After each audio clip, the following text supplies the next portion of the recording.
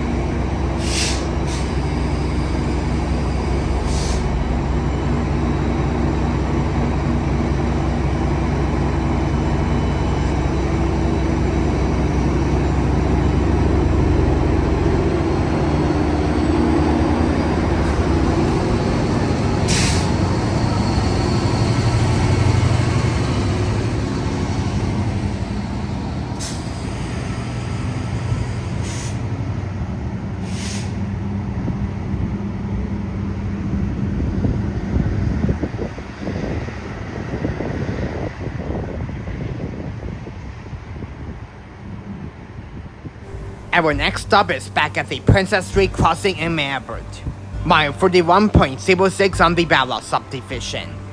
Since the last time I was here, there is more fall color.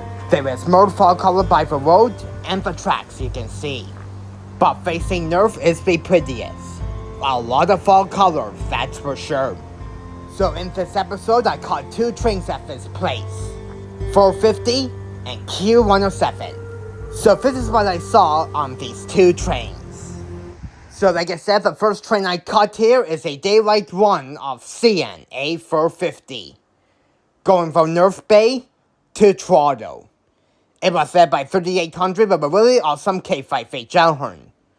Trailing second is XCREX 3920, which doesn't have any number boards. And trailing third is 2578. And that has 69 freight cars.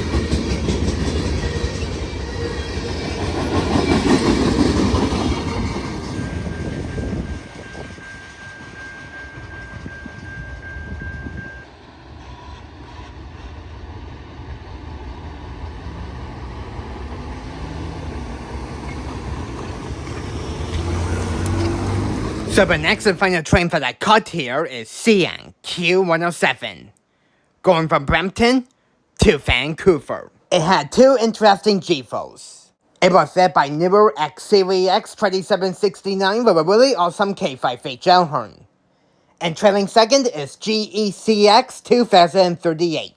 And that has 77 rail cars.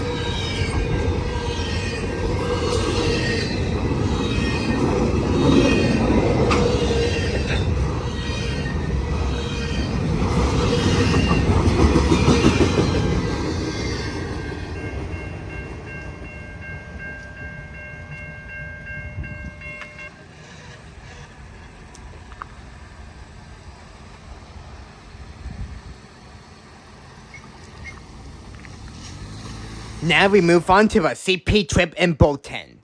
But before I show you the trains though, here's an unexpected GO train at the Aurora Go Station. I was at Aurora Go Station because I was waiting for Michael Waters' elevator Swabblocks and Murr to pick me up. And while I was waiting for him, GO Transit 6916 pulled in, heading south from Barrie to Toronto.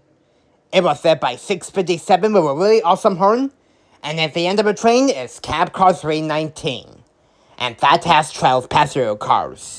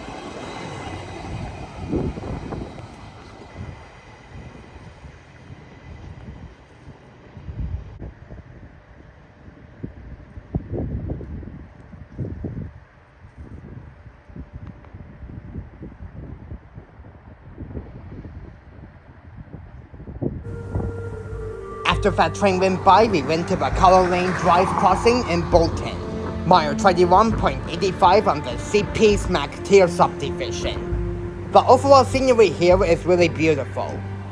It may not be that pretty though, but however there's still some fall color around the tracks. Facing north there's a signal and a ton of trees you can see.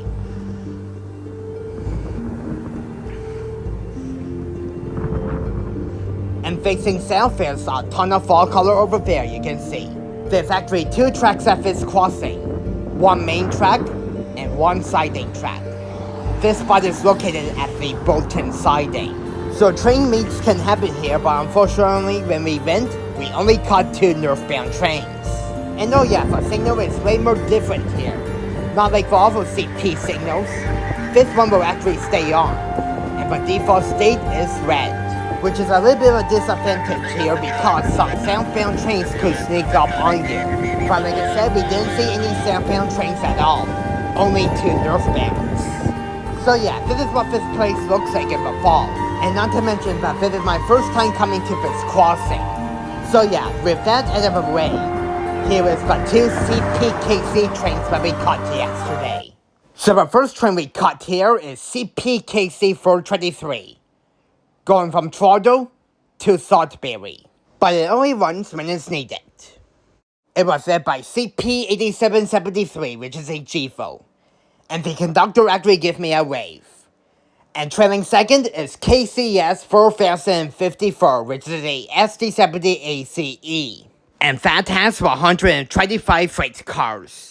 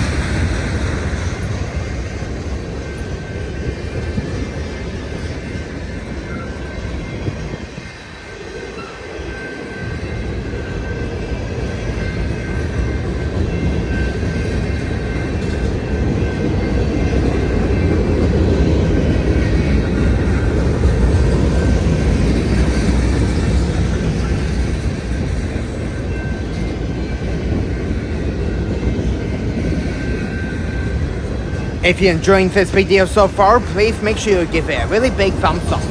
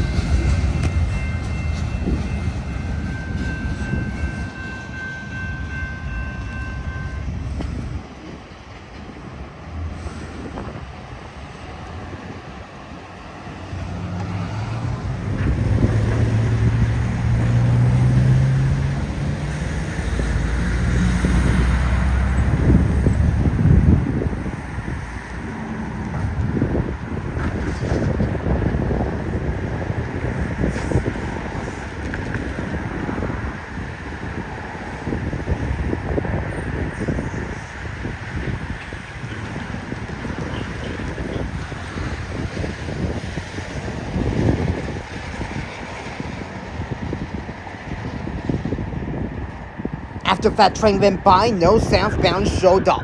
But however, 113 was at Vivan in the motor, doing some work there. But we did see a CN truck on the road though.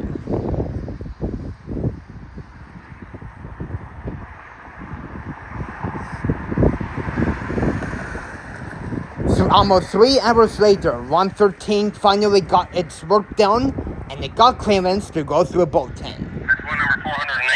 419 to the 8825, 8825 north. Proceed through and begin in CPKC sign Bolton to the north siding switch Gregors. Begin in CPKC sign Bolton, south siding switch Bob right forward. Okay, complete RMB. 8 RMB, acknowledge conductor nuclear. Okay, thanks. Give me a shout when you get a little closer and I can just... And with that, the signal finally changed to green. To make it a little easier for everyone. Okay, talk to low closer Gregors and... So the next and final train that we caught here is CPKC 113, going from Montreal to Port Coquitlam, BC. It was led by CP8825, which is a GEVO. Trailing second is CP8001, an AC4400 CWR. And for the rear DPU is KCS 4582, an AC4400 CW. And 4582 actually used to be a grey ghost unit. I'm saying that because it used to be grey. And 113 has 139 rail cars. Now I've seen CP8825 and CN8825. And I forgot to tell you something. The traffic lights here actually syncs to the crossing. All the lights will remain red. But however, the left turn arrow will remain on. I'm going to show you the full crossing activation.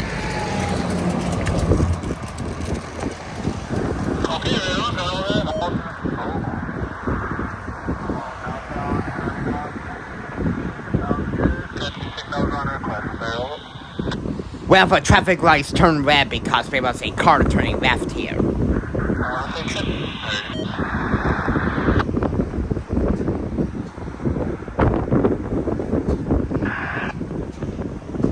The traffic lights turn green for a few seconds so that way the cars can go across the tracks.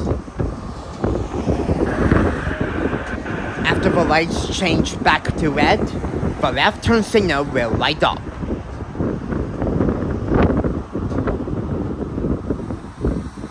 The left turn signal will remain on until the crossing deactivates. 30 seconds later, the crossing activates. 825 north, clear signal square to Bolton. Clear to the south siding, switch right here. 7 miles per hour, 25.4.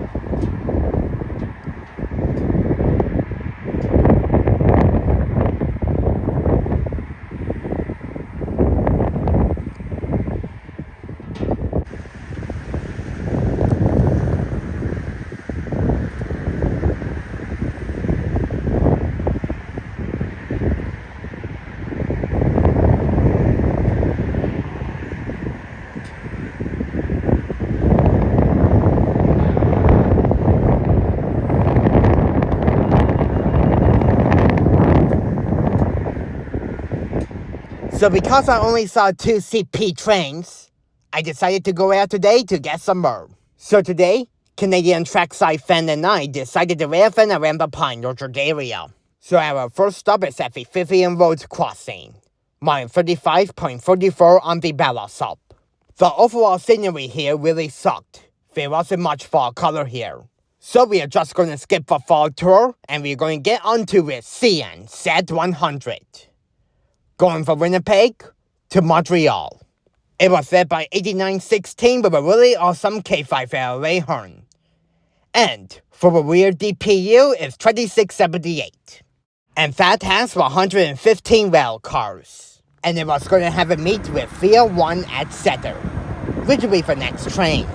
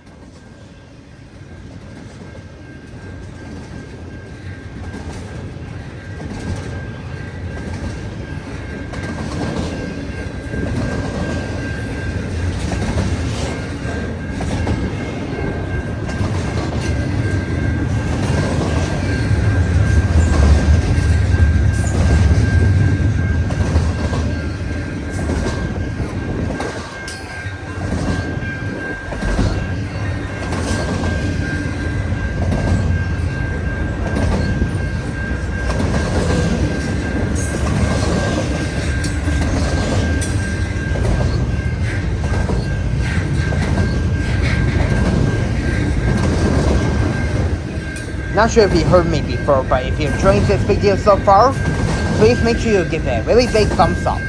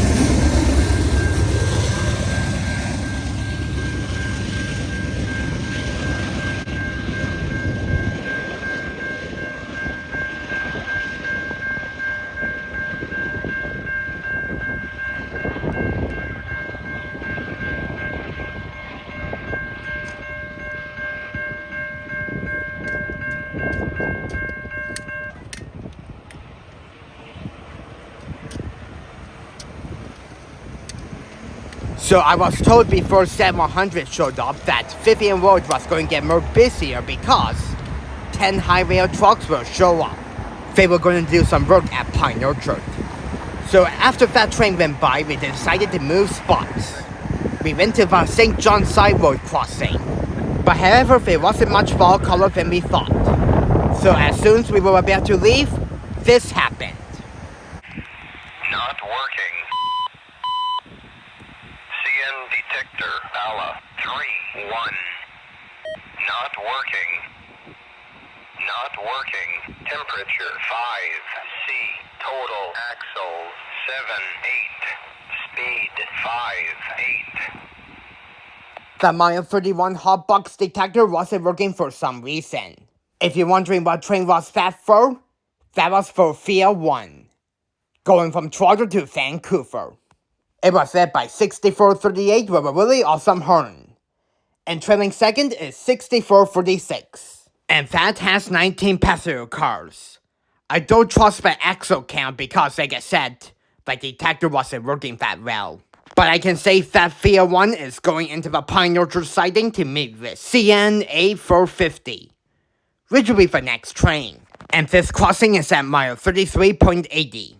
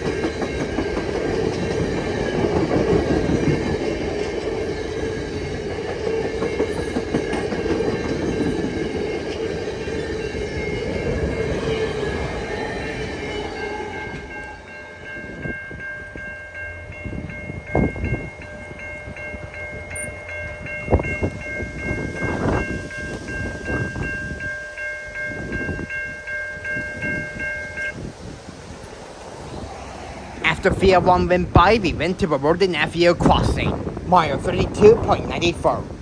And the scenery here was much better than St. John's Side Road and Vivan Road. There's a lot of fall color around the tracks you can see. Facing north, there's some trees with some fall color.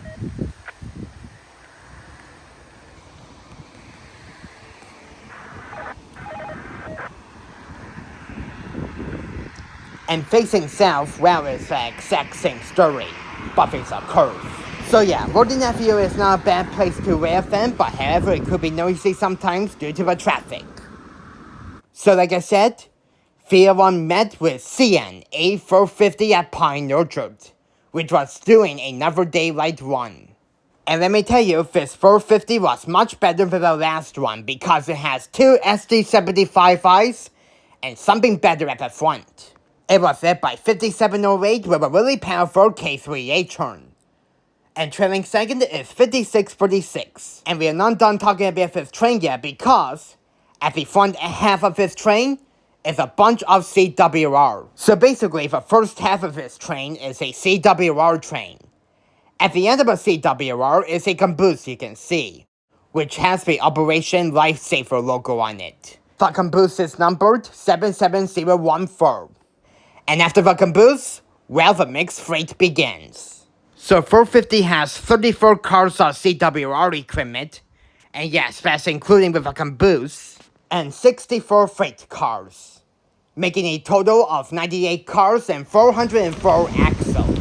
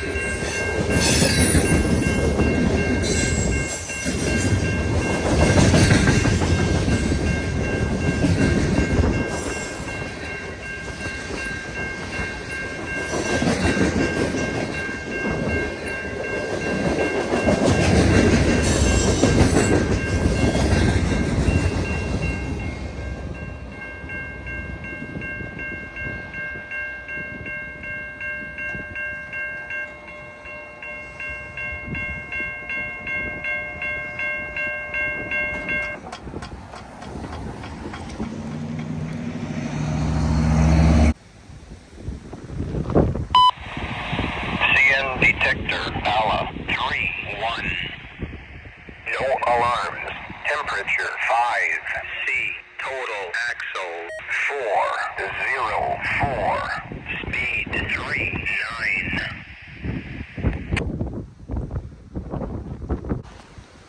Alright everyone, I'm going to call it a day here early because I already went there yesterday to CP and I already caught 3 trains so far today. Like wow, and after 450 went by, the signals went back to default, so nothing else showed up ever since. So yeah, I'm just going to call it a day here because, like I said, I already went there today and I think I seen what I needed to see today anyway. So I saw Z100 with an ST70M-2 liter and a -9 for a rear DPU. Fear 1 with a non-working defect detector at mile 31. And 450 with that CWR train and that Caboose. Like wow. 450 was definitely a great way to end up this video, so yeah. And as you can see, Canadian trackside fan left after 450, so now I'm all alone. So it makes more sense to call it a day because the signals are default right now. And yes, I know 101 and 105 are coming or wherever is running today heading north. But however, I'm not going to stick around for them because I'm sure 101 is going to have some GEVOS. And 105 will actually have the same power as Z100. A ST70M-2 liter and a -9. So this is basically a duplicate power on Z100, but it's on 105 today. And I'm sure 101 is going to have some GEVOs, so I'm probably just going to call it here, and yeah. But hey, 3 trains at Pine Orchard around the area. It's not really that bad. I will take what I seen today and yesterday. So yeah, I'm just going to wrap up this video right now. Well folks, I really hope you enjoyed Railfanning in the Fall, Season 3, Episode 4. Like wow, I cannot believe that episode was exciting. And just to let you know that next weekend will be the finale of Railfanning in the Fall for this year. And then after the finale will premiere, and once I do some research of course, I will do the top 5 places to railfan in the fall for this year. And let me tell you, next week we may be doing some more GO Transit railfanning, but this time on the Stouffville line. So yeah. Anyways, if you enjoyed this episode of Railfanning in the Fall, you know what to do. Make sure you give this video a really big thumbs up because it will help me a lot. And subscribe for more videos if you haven't already. And also subscribe to Michael Waddle's videos, Roblox and more. And Canadian Trackside Fan. I will leave their links in the description when I have a chance. Until next episode, I will see you guys later. Peace out folks and have a wonderful evening. See you later guys. So, Tyler, I told you it was going to be good. Yeah, it was a really good trip to the MacPherson thing. It's not so bad today, 2 trains. Yeah. Yeah. Well, folks, I really hope you enjoyed episode 4 of Railfanning in the Fall, Season 3. If you enjoyed it, you know what to do. Make sure you give this video a really big thumbs up because it will help me a lot. And if you haven't already, subscribe for more. And also subscribe to Michael Waddle's videos, Roblox and more. I'll leave his link in the description when I have a chance. Until next time, we will see you next week. Yep, see you next week and episode 5. Until then, have a wonderful evening and peace out, folks. Bye. See you later, guys. Oh.